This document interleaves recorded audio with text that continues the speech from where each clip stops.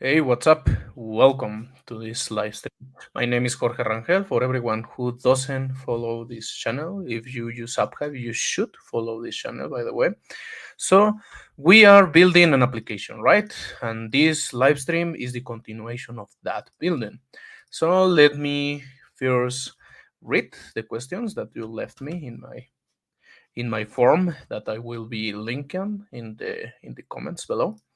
So give me a moment. I am trying to search for my comments. Okay, I have one accounting system for any enterprise's business.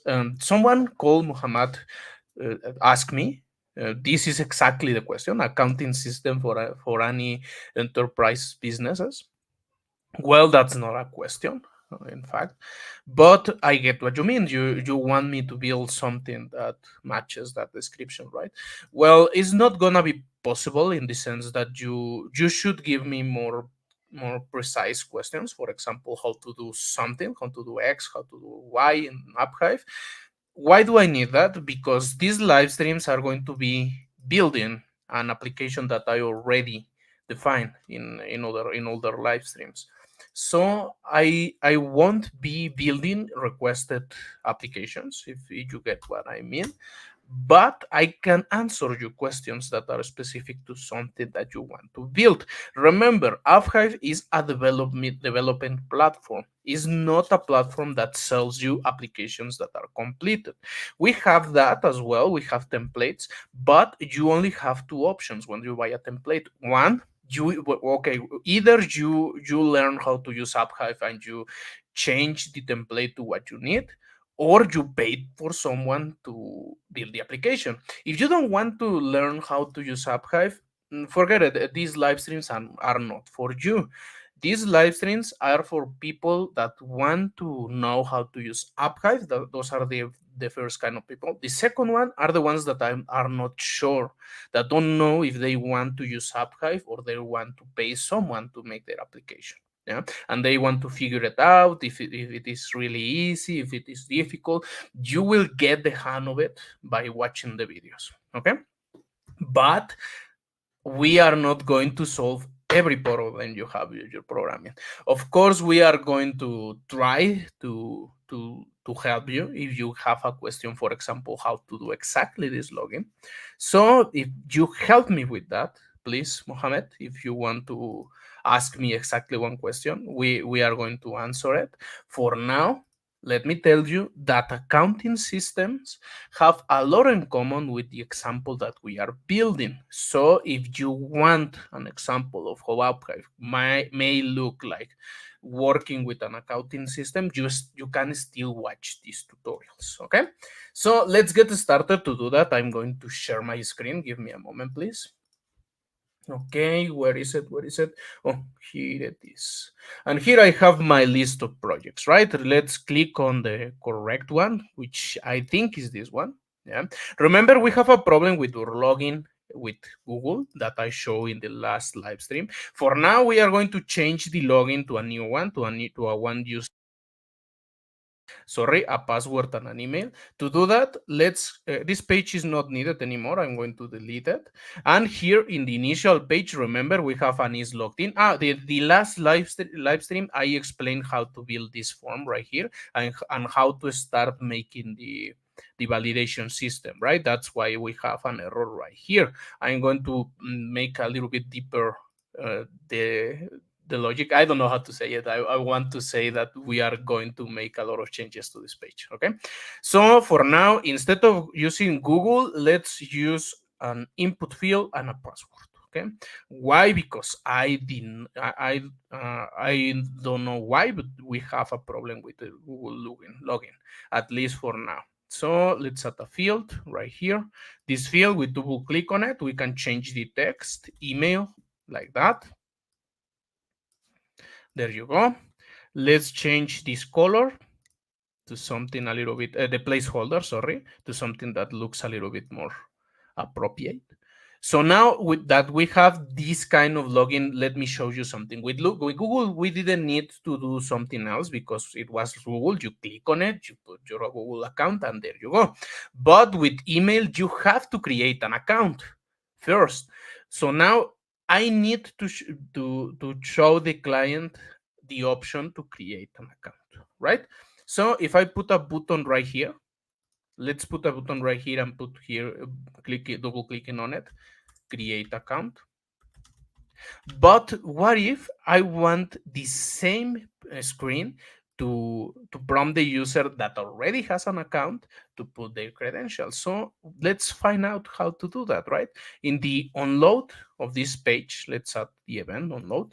Let's search for the functions of authentication. Sorry, the functions of authentication are here. Change my password, forget password, is logged in, login, login, login with Google, log out, sign out, and update out info. Here we have a function that is, where is it? Login. Okay, this function gets the email of the user and a password. Yeah, but I want everyone to put their email here and continue. Next. Okay, so now I change two options, which are creating an account and login with an existing account. I'm going to put those two options in the same button. You will get what I mean when we get there, right? So let's remove the onload for now because I'm going to be using that function for something, and I have here an input and an next button, right? Here I put this one to separate the information. Let's remove this one. Remember, we have a complete container here and three values, three controls inside of it. We can change the layout of this one right here at the bottom. You can see everything is aligned to the top of the container, right? If we change this one to the center, everything is aligned to the center part of it. This one right here represents a space between. So let's put that one. And you can see everything is spaced inside the container. Yeah, we can change it to space around, and you can see a space gets put it in the top and the bottom part of this container. I think this is the one that looks best. So let's change the text right here to welcome. Please enter your email, like so. And now we have instructions that the user gets when it enters the application, when he or she enters the application. Sorry for my pronouns. I did use it instead of he, she, or they. Sorry about that. So now we are here in this page. Why I am in this page? Because the first one, the splash screen, the text that I am not logged in, and it redirects me to the out page. This is the out page. Let's change the name of out page because it's not really the only out page we are going to have. So we're going to change this to out start, out email, sorry. So I know here I'm going to be putting the email of the user. Now I want to press this button when the input right here is filled. Is filled with a valid email. Okay. So for example, I can press the button right now. In fact, if I put here an event on press, and in this on press, I put a debug log, and here I put hello, and I go back here and press the button, you can see I can put any, I can press the button without any restrictions. So now I want to put the system in place that will check the value on this input and check if it has the properties of an email, right? So in order to do that, let's change the name of this control to something a little bit more mnemonic, like field email. Now I can reference this control in any other part of my application with the confidence that I know what it is. That is why I am putting this name right here. So now let's return to the button and go to the events. The only event that I have is the on press one. Remember, if you are getting on this live and you are watching me, please let me know if you have any questions. I am here to help you out if you have any. So let's continue. First, I need to access this value. I deleted the function. You can see that here. You can undo that by pressing this right here because I want the debug log, but instead of imprinting a hello, I want to print the value from this the input field. In order to do that, I can go right here. This is called the entry bar tooltip. So in the entry bar tooltip, I can go to this section right here. This section contains all of the controls in the page that I am already here. And you can see already how useful the name of the control is, because I have a lot of controls. I have containers, I have text areas, I have buttons, and here I have the field email, which I named just a moment ago. So if I press it, you can see the entry bar gets printed right here, and it says field email, which is an item. This is the name we give to these inputs. I know it's a little bit more cumbersome than it should be, but it's, for now that's the name. You can think of it as an input field because that's what it is, right? And here you have the property that we are accessing, which is the value. So now each time I press this button, I'm going to get the value from the input. For now, it's undefined because I don't have anything typed on it. But if I click on it here, because I am in web, in your phone is a tap or a touch in it. If I type my name right there and I click on the button, you can see I can put my name here, right? And my name is being written from the property of this input, right? So now I have the value that I want to validate. The validation process that I want is I want this to be an email, right? What does an email have? Let's find out, right? Email structure. Okay, let's see. I want a guideline on how an email is structured, of email address parts. Okay, there you go.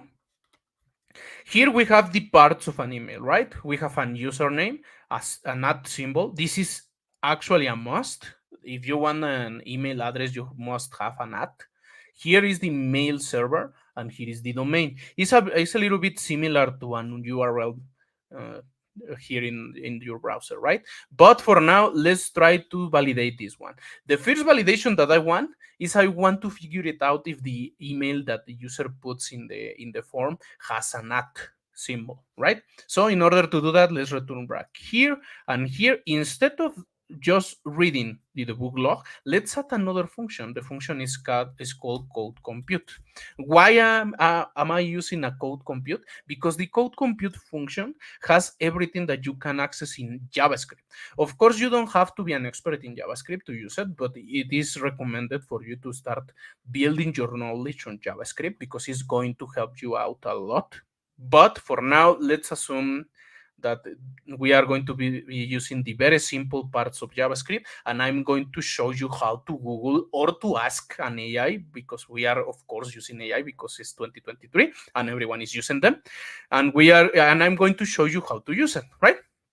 So the first part here that we have, it's called args. The args are the arguments of the function, and it's every value that I want to pass to this code right here. So for example, if I want to pass it the value of the input field, I'm going to click here again, and I'm going to select the field email, and you can see the value is selected automatically. Okay, now I'm going to change the debug log because I want to log the value returned by the code compute function. So in order to do that, let's remove this one. Let's click again to open the tooltip. And here we have a section at the end that is called previous outputs. The name implies what it does. It has the values from previous functions. In here, we have the code compute function, which is the one that we have above this one, okay? Now, this name right here, I can change that name. And in fact, I recommend to everyone that you change that name each time you want to use a function, because you have to reflect what the function does. In this case, this function takes the value of the email and validates it. So let's put that here, validate email input, okay? There you go, and you can see below that the debug log function now has the name changed, validate email input. That's quite useful, right? Now, if I run it like that, just note that we do not have any code right here. Okay, let's try it. Code is not a string. The reason it's giving me this error is because I didn't put any code. in the section part of the code, right? In the code section part of the function, sorry. So you can see here, it returns undefined for now. So let's fix that. In order to fix it, I can put here the key value or the reserve word in the JavaScript language, which is called return, is an instruction, and it means that I will return wherever it's after the return word. Okay, so I typed the return word there and a space after, and I can put args right here. Args is the name of the value that I pass to this function. In this case, is the value from the input. So now if I click on it, you can see it's undefined because it doesn't register this value because it refreshes the application each time I make a change. So I can put anything here. I can type anything. So the value is updated and I can click on it. And you can see now I still get Jorge. Why? Because I put here, just return whatever it is put it in the args entry bar right here. Okay. Now we have an starting part.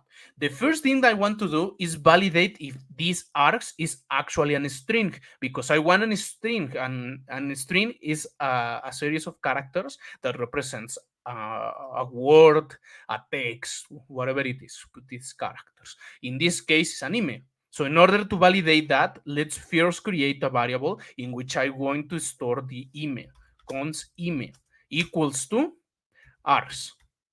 For now, this only means a rename it of this args part, okay? The args is a variable that apphive puts there for you in order of you to access this value right here. But I renaming it. Renaming it is just in double quotes because I'm not actually renaming anything. I am creating another name for the same value, args.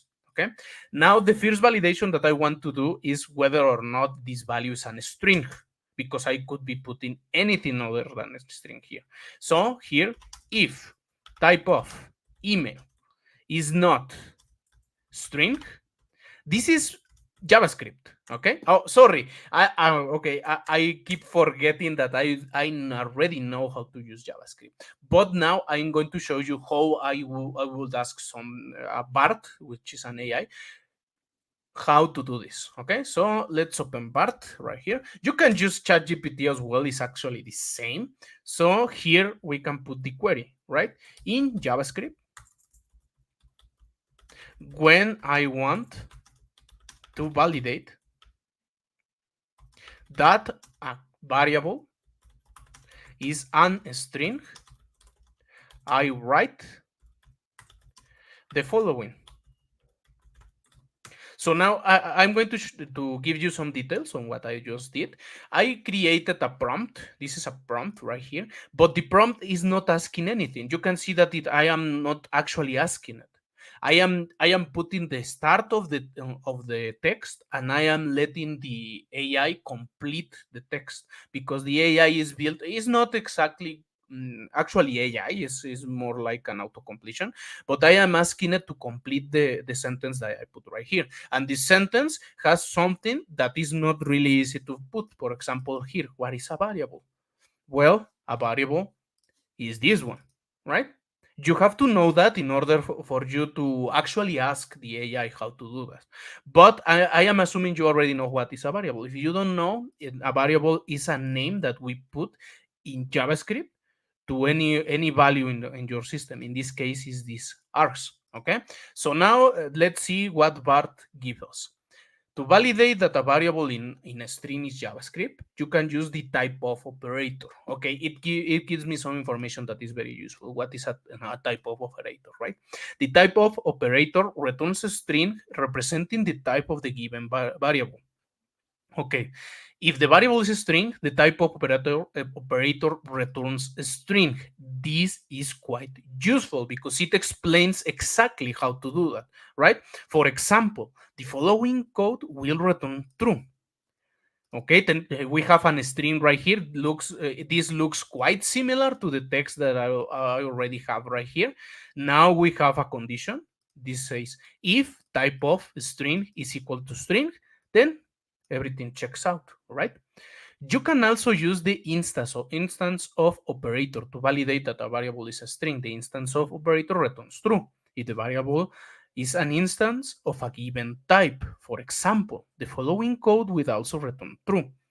If string instance of string.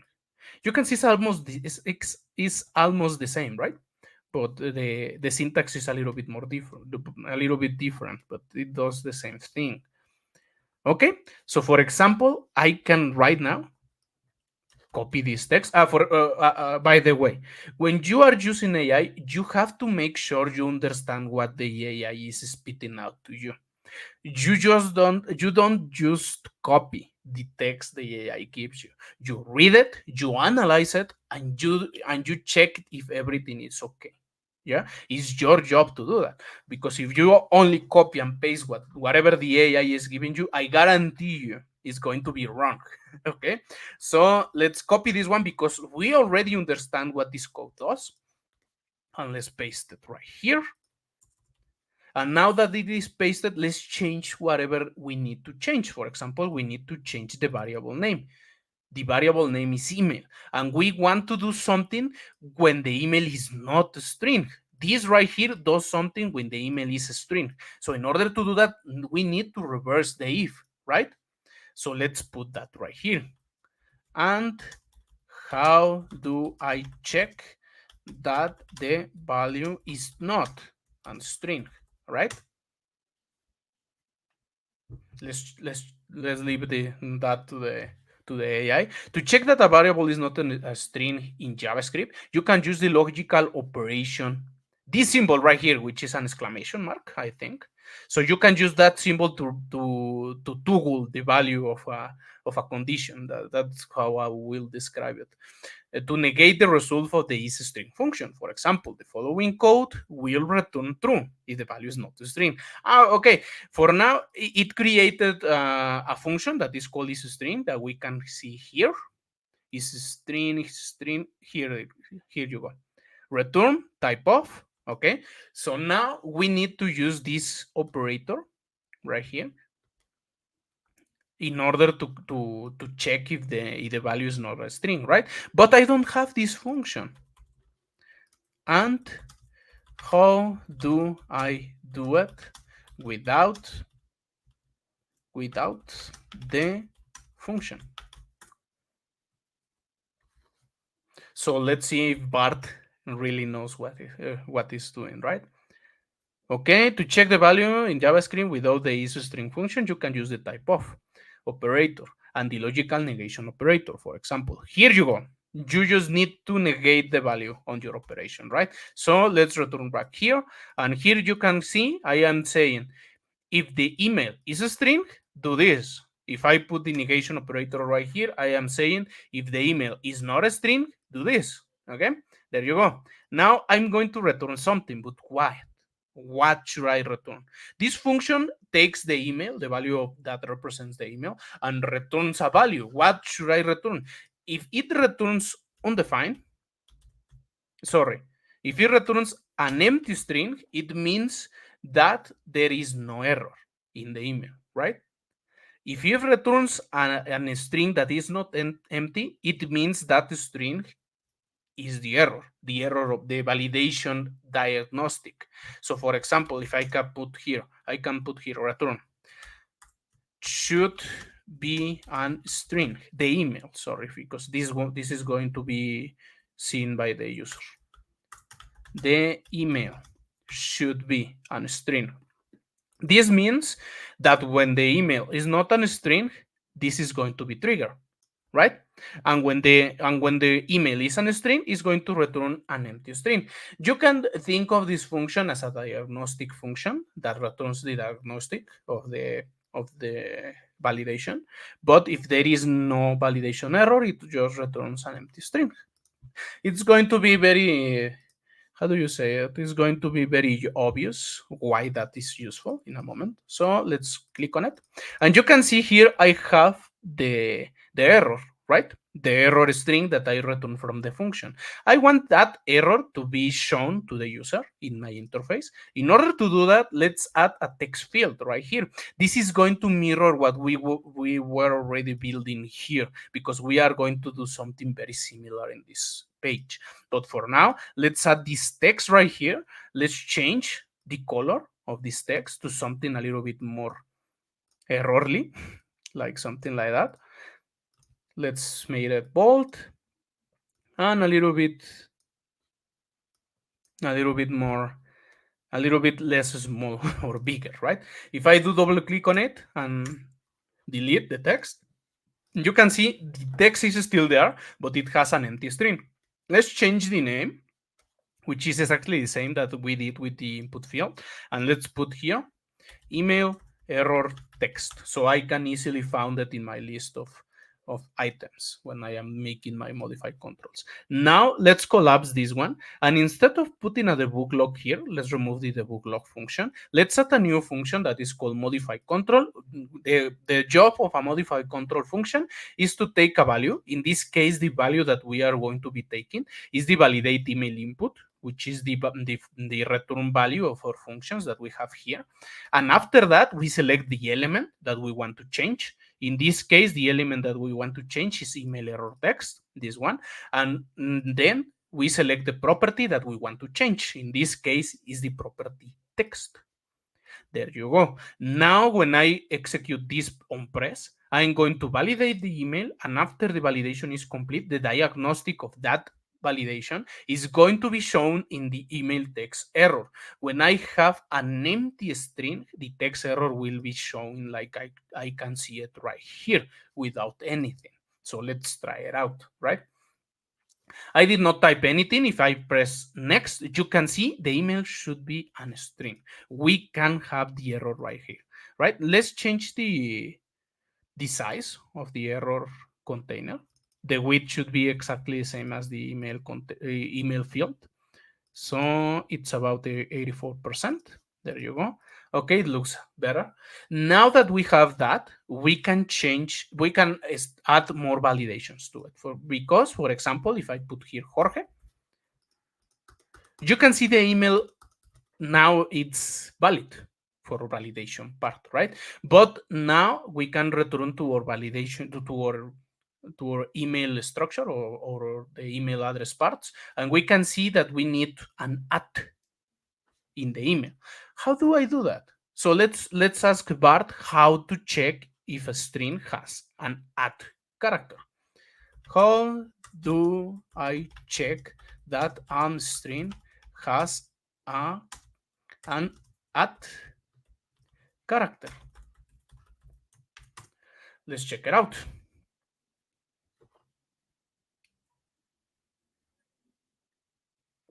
To check if a string has an at character in JavaScript, you can use the includes method. That sounds interesting. The includes method returns true if the string contains the specified character and false if it doesn't. For example, the string dot includes at, okay? So let's use this part right here. Let's return to our function. Remember, in our function, when we do a return value, a return instruction, sorry, the function will end here. For example, if the email is not a string, the function will end here with this error. If we, thereby, when we go below this condition right here, we are sure that the email is a string. So we can use functions that are exclusive to strings in JavaScript, which is the case with the include function, right? Okay, so let's do that. If email dot includes, and inside of here, let's put the at character, right? So now this checks if the email contains an at, but we want to check if it does not contains the at.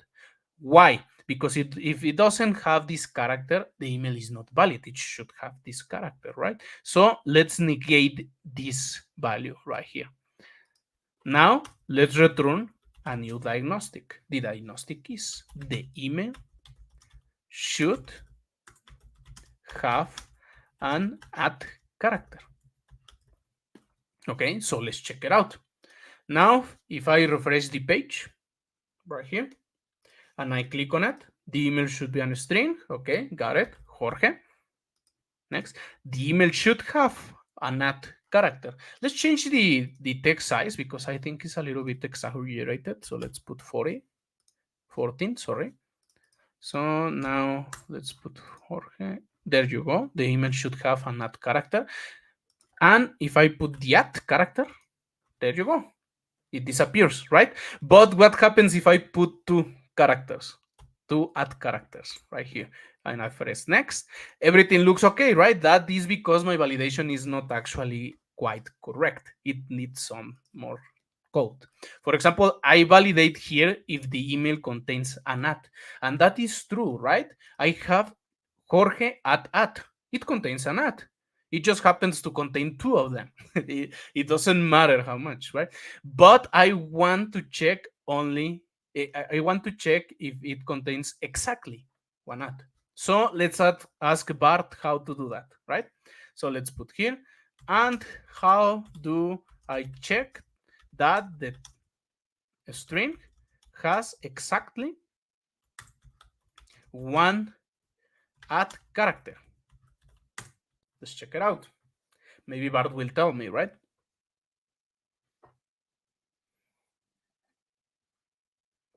To check if a string has exactly one at character in JavaScript, you can use the following steps. Use the includes method to check if the string contains the at character. Okay, already done. If the string contains the at character, use the index of method to find the index of the first occurrence of the character. Okay, what does the index of function does? Use the last index of method to find the index of the last occurrence of the character. Okay. If the index of the first occurrence of the character is equal to the index of the last occurrence of the character, then the string has exactly one. Okay, I get it. I get it. I'm going to explain it a little bit more different. This function right here, when you call it on a string, it gets you the index of the first occurrence of a character. For in my example that I put right here, it will give you the index of this at. Okay, and this function right here is exactly the same, with the difference that it gives you the last index. So it will give you the index of this character. And therefore, if we have more than one at character, those two return values will be different. If these two return values are equal, that means we only have one at character. So let's add that, right, to our function. So first, let's put here const first at index equals to email dot, and let's put here index of. Oh, but I need to check if it includes the at value. Why? Because the index of will return -1 if there is no value there. So we need this one as well. So first, so let's keep this at this validation, sorry, and let's add the new one. Email dot index of at, right? And let's add last at index equals to email dot, and the function is called last index of, right? At, there you go. If these two are equal, that means we only have one at character in our email, right? So if first at index is equal, sorry, triple equal. Remember, in JavaScript, you must use triple equal almost all the time. I will explain you why later. So let's put this one right here. And now we have a condition that if these two are equal, that means we only have one at character. But remember, I want to return an error. And in order to return an error, I want to check if these two are not equal. If these two are not equal, that means we have more than one at character in our string. So if that's the case, let's return the email should contain only one at character. So let's check it out. I'll refresh the page. Now that is refreshed, let's click on it. The email should be a string. There you go, Jorge. Click again. The email should contain an at character. There you go, an at character. There you go. Everything is fine. If I add another at, the email should contain only one at character. That's correct. We are getting closer to our complete validation, right? Now that we have the validation that checks if we only have one at, I want to validate this part and this part separately. How? I want to split my string or separate it by the at symbol. Remember, we only have one at symbol, so we can split the string based on this one and take the both parts separately. And I can validate the username and the mail server and domain as parts, as different parts. So let's do that. Let's ask Bart how to split it. How do I divide a string by a character? There you go. Let's check it out.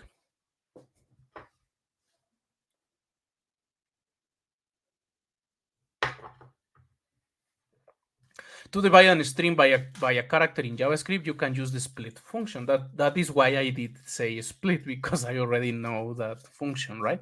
The split method splits a string into an array of substrings using the specified character as the delimiter. For example, the following code will split the string hello world at the comma character. That is exactly what we want, but we want to do it in the at character, right? So let's do that. Let's put here email dot split by the at character. And now, because we have the validations above that guarantee that the email only has one at character, we know this function will return only two strings, the strings that represent the username and the mail server and domain. So you can see here, I have the parts and I can check the parts out, right? But I want to access them separately. To do that, for example, I can put here parts there, and I can access each one separately. For example, here cons, the first one is called username. Username equals to parts. You have to spell it correctly, like that. Parts in the index 0, which is the first part. But, and the second one, sorry, I'm going to type the second one. The second one is the domain and the address at the server, sorry. Server with domain equals to parts in one, right? We have the two parts right here. But in JavaScript, there is a way to simplify this one. I'm going to try to let Bart know, to give Bart to make Bart giving me some recommendations, right? There you go. Give me some alternative syntax to this. Let's wait for it. There you go. Sure, here are some alternative syntax to the following code. This is the code that I copy from that I write myself, and here is the alternative. And it is a little bit more readable. You would agree, right? I only declare the two variables at the same time, and I didn't have to put the variable name parts. That's important, because the less variables we have in our code, the better for us. So let's, in almost all cases, is not always the case, right? But in almost all cases. So let's copy it, and let's put this one in separate lines so I can see them better. There you go. Now we have a username and I have a server with domain. I know that these two parts have more than one character. Oh, I don't know that, right? Because I can do this, right? Let's refresh this page and let's only add the at character. If I only add the at character, you can see nothing is wrong right now. But that's just because I didn't validate the username. So let's add that. Let's validate the username. If the user, okay, sorry. I have to let the AI give me the answer, right? Sorry about that. I want to validate if the username contains any characters. How do I validate that a string contains at least one character? At least one character. So let's check it out.